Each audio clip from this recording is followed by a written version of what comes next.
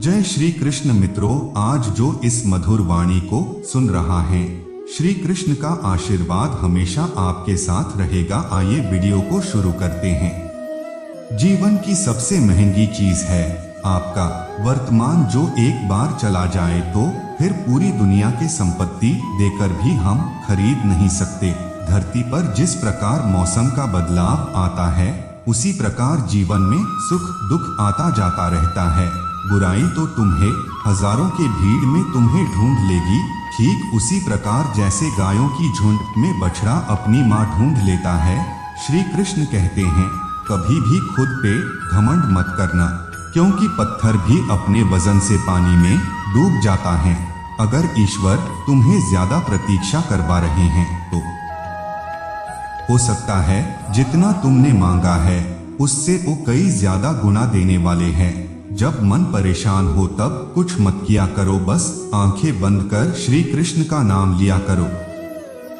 सब कुछ सीखना ही ज्ञान नहीं है, कुछ बातों को नजरअंदाज करना भी ज्ञान है। तुम बस सब्र करो, भगवान पर भरोसा करो, वो चमत्कार भी होगा जिसका तुम्हें इंतजार है। चिंता मत करो, एक दिन भगवान तुम्हें सारी खोई हुई मुस्कुराहटें लौटा देंगे, फिर तुम पहले के तरह मुस्कुराओगे। कुछ रास्तों पर अकेले ही चलना पड़ता है, ना दोस्त ना परिवार, बस आप और आपकी हिम्मत। पागल होना भी जरूरी है जिंदगी में, समझदार लोग कहाँ खुल के हंसते हैं। सब कुछ झूठा हो सकता है, लेकिन भगवान के सामने बहाए आंसू नहीं। प्रेम का मतलब सिर्फ प्रेम नहीं होता, प्रेम का मतलब सम्मान और विश्वास होता है। जब आप प्रभु के सामने जुड़ जाओगे तो आपकी परीक्षा आरंभ हो जाएगी। कुछ लोग इसे दुख समझते हैं तो कुछ लोग प्रभु का कृपा। छल कपट पाप का फल, इसे धरती पर भोगना पड़ता है। याद रखना, समय किसी को क्षमा नहीं करता। सफलता का मतलब ये नहीं कि आपको किसी दूसरे से बेहतर बनना है, बल्कि सफलता का मतलब है जो आप अभी हैं उससे बेहतर बनना है। श्री कृष्ण कहते हैं, आपके पास जो कुछ भी है उसे बढ़ा चढ़ाकर मत बताइए और ना ही दूसरों से ईर्ष्या कीजिए।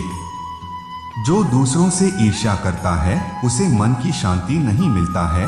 बुद्धि से पैसा कमाया जा सकता है, परंतु पैसों से बुद्धि नहीं खरीदी जा सकता है। जिंदगी में आगे बढ़ना है तो शाहारों पर नहीं, खुद पे यकीन करना सीखो। मतलब का तो बात सब समझ लेते हैं, लेकिन बात का मतलब बहुत ही कम लोग समझते हैं। श्री कृष्ण कहते हैं, विश्वास वह शक्ति है जिससे उजड़ी हुई दुनिया में भी प्रकाश लाया जा सकता है। एक बार अपने आप पर पूरे दिल से विश्वास करके काम शुरू कीजिए। यकीन मानिए, आप जो चाहते हैं वो आप जरूर हासिल कर लेंगे। श्री कृष्ण कहते हैं, सहने वाला जब अत्याचार सहकर भी मुस्कुरा रहा है तो उस इंसान का बदला भगवान लेते हैं।